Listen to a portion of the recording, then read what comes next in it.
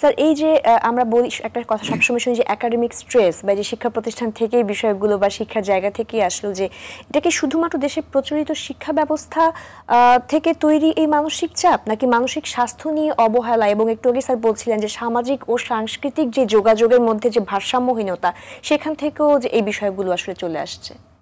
সবগুলো আছে, কিন্তু বিষয় কিন্তু মাল্টিফ্যাক্টোরিয়াল ব্যাপার একেবারে।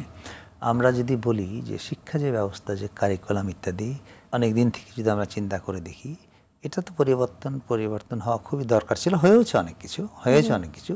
এমন এক সময় ছিল আমরা যখন স্কুলে পড়তাম, অপ্রয়োজনীয় কিছু বিষয় পড়া হতো যেটা যার দরকার নেই। আবার এও ছিল যখন আসলে পড়াশোনা শুরু হয়েছিল অনেক আগে, আমাদের দেশের প্রেক্ষাপটে আমরা যদি বলি, যখন গত শতাব্দীর প্রথম দিকে শিক্ষাক্রম এরকম ছিল যে সায়েন্স আর্টস কমার্স বলে কিছু ছিল না।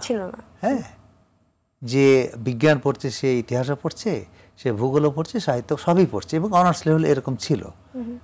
এগুলো কিন্তু ইভলিউশন, একটা বিবর্তনের মাঝে এগুলো পরিবর্তন হয়েছে, হতেই হবে।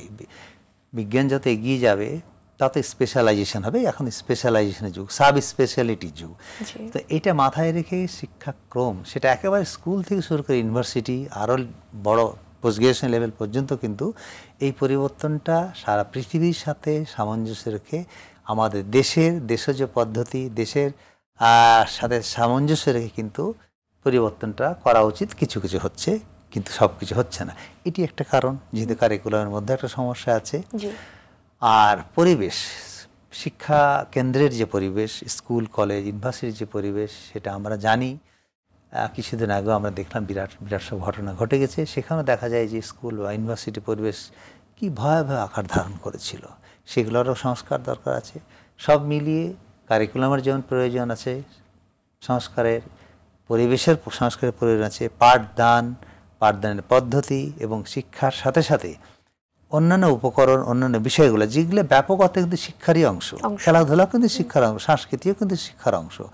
সব কিছু মিলিয়ে কিন্তু পরিবর্তনটা। কাজে এই যদি আমি আবার সেই একই কথায় হোলিস্টিক অ্যাপ্রোচ নিয়ে আমাদেরকে যদি এগোতে পারি, তাহলে কিন্তু এই বিষয়গুলো, আত্মহত্যা বলেন, ডিপ্রেশন বলেন বা অন্যান্য মানসিক সমস্যাগুলো কিন্তু অনেকখানি কমে আসবে।